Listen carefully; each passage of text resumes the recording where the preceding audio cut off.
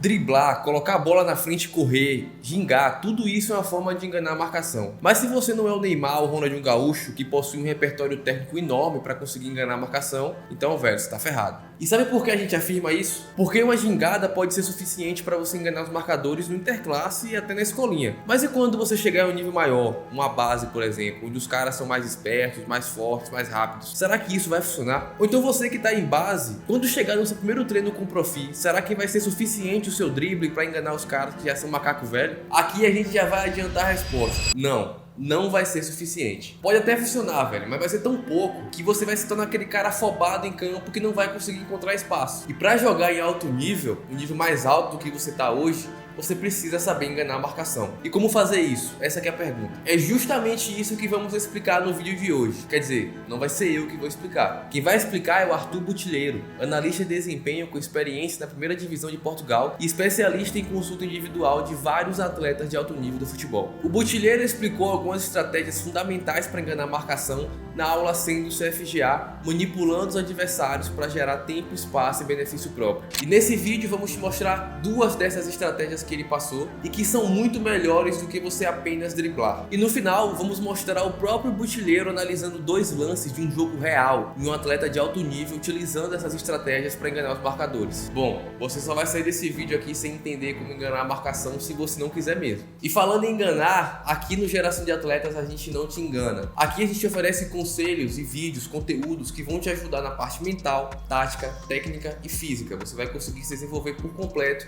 no nosso canal. E tudo isso gratuito, velho. Basta você clicar no botão de se inscrever que você vai ser notificado. E a gente agora tá com um desafio muito grande, estamos aumentando a produção aqui para oferecer mais conteúdo. Estamos postando agora 2 vezes por semana, vai ser loucura com doideira, mas faz parte. Se você quer ter acesso a esse conteúdo sempre, chegando no seu feed aí, basta se inscrever. Nada adianta a gente te explicar essas duas estratégias que o Botilheiro vai te falar aqui agora, se você não entende qual a importância do jogador saber utilizar o tempo e espaço dentro de campo. Se a gente está num espaço um pouco mais apertado, se a gente está ali com menos tempo, com muita gente em volta da gente, talvez a gente já passe a decidir por, sei lá, por um drible mais curto, por uma inversão de bola para o lado contrário que está vazio. Enfim, então o tempo e o espaço eles determinam muito tanto a decisão que a gente vai tomar, mas também a execução daquilo que a gente decidiu. Então isso é muito importante. E o outro lado da moeda também acontece, ou seja, se a gente quer criar tempo e espaço para mim, que estou com bola, a gente quer tirar tempo e espaço do adversário que tem bola também. A gente quer que ele execute mais rápido, a gente quer que ele decida mais rápido, a gente quer tirar tempo de pensamento dele, a gente quer tirar tempo de execução dele,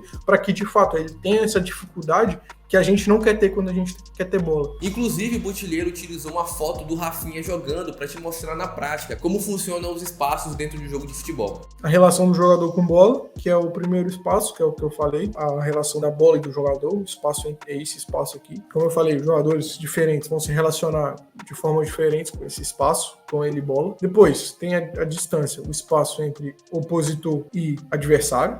Depois, as costas do adversário e depois as minhas costas. E aqui essa imagem fica bem clara. Então vamos que vamos agora para as estratégias, tá? Estratégia 1 se chama esconder a intenção. A gente já falou um pouco sobre essas questões também, sobre esconder a intenção, sobre a quebra de expectativa, né? Ou seja, eu dar a entender para o meu marcador que eu vou sair para o lado direito e sair para o lado esquerdo, por exemplo. Esses exemplos que eu acabei de dar, eles estão relacionados com gerar tempo e espaço. Quando eu consigo enganar o adversário, quando eu consigo fazer ele achar que eu vou sair para o lado esquerdo e sair para o lado direito, e aí tem toda uma questão de perfilamentos, né? Ou seja, ele vai perfilar para eu ir para o lado direito, mas aí eu saio para o lado contrário, por exemplo, e aí até ele recuperar esse espaço, até ele recuperar esse tempo, eu já fui embora há muito tempo. Numa finalização também a gente consegue também gerar um engano, a gente também consegue gerar formas de esconder a intenção, né? Que esconder a intenção não deixa de ser uma forma de engano também. Ou seja, a gente abre o corpo como se fosse finalizar aberto no canto aqui do goleiro, e na hora da finalização a gente dá uma quebrada de pé e finaliza no canto oposto do goleiro também. Por meio do gato, por exemplo, no Brasil é muito comum a gente falar sobre isso, né? Sobre o gato. Você faz um ataque de ruptura numa direção e depois, num determinado momento, você muda de direção, enganando o zagueiro, por exemplo. Isso também são formas de engano, são formas que a gente pode gerar tempo e espaço a nosso favor, até mesmo a favor dos nossos colegas também. Então, o engano é fundamental para a gente conseguir gerar tempo e espaço. Só essa estratégia aí que você acabou de ver já é responsável por ajudar você a encontrar muito mais espaço e muito mais tempo em campo, sem precisar necessariamente ficar dependendo apenas do drible. Vamos para a estratégia 2 agora. Essa daqui você talvez nunca tenha ouvido, mas ela é muito importante. Se chama atrair e fixar. Outra questão também importante é o atrair e fixar. Isso também está muito relacionado com gerir espaços, com gerar espaço, com criar espaço para a gente ou para outros, né? Ou seja, quando a gente consegue ter a atenção do opositor, quando a gente consegue ter a atenção do adversário para a gente que tem bola, quando a gente consegue tirar ele da posição dele, por exemplo, porque a gente tem bola, a gente está conduzindo na direção dele e consegue tirar ele da posição, a gente abre um espaço nas costas dele para um outro colega nosso ocupar aquele espaço, ou até mesmo para nós conseguirmos atacar aquele espaço, ocupar aquele espaço, usar aquele espaço que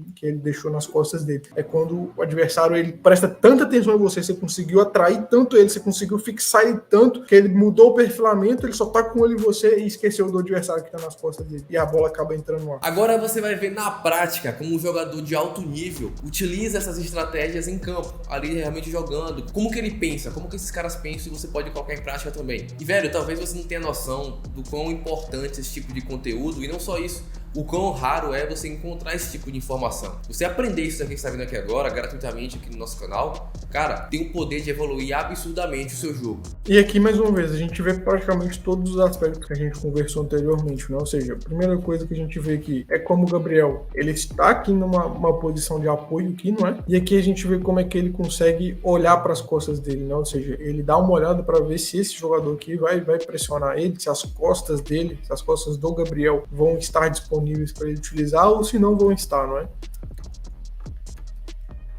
Um outro aspecto que também é interessante é como é que o Gabriel domina essa bola. Como é que o Gabriel, ele meio que domina a bola meio que na direção do jogador, mais uma vez como se fosse um convite para que o jogador suba pressão, para que o jogador pressione ele.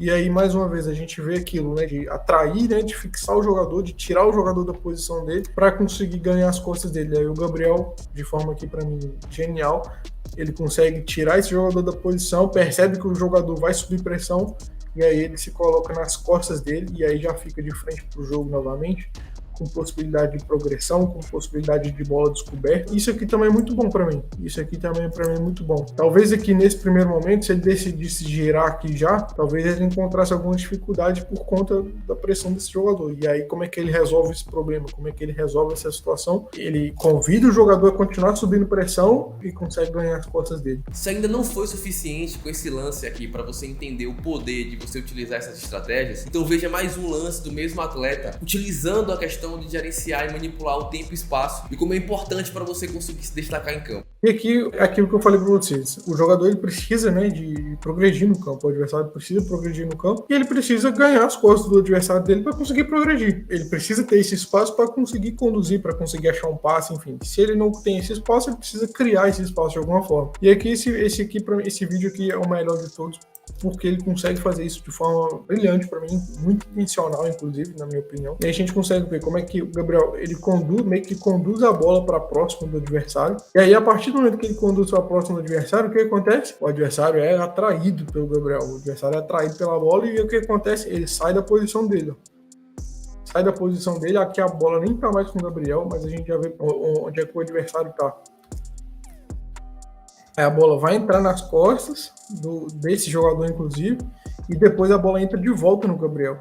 E aqui a gente já vê como é que o adversário que estava aqui tapando a possibilidade do Gabriel progredir no momento inicial, por exemplo, agora ele já não está mais. E aí o Gabriel tem o quê? Tem bola descoberta, tem possibilidade de progredir em condução, nesse caso aqui, e consegue progredir porque o adversário não está mais lá, porque ele foi atraído, foi tirado de posição. Todos esses cortes que você viu até aqui agora foi retirado da aula 100 do CFGA, né? Se você quer entender um pouco melhor como funciona o nosso centro de formação, tem um link aqui na descrição onde você vai ter acesso a todas as informações, entender os programas de treino que tem lá, os cursos de formação que tem lá, quais são os professores que dão aula lá, que são voltados exclusivamente para o futebol, conhecer a história de atletas também que subiram de nível, conseguiram evoluir no futebol através das estratégias passadas no CFGA. Se quiser conhecer um pouco melhor, basta clicar aqui no link abaixo da descrição. Espero que tenha gostado do conteúdo, tamo junto e até o próximo vídeo.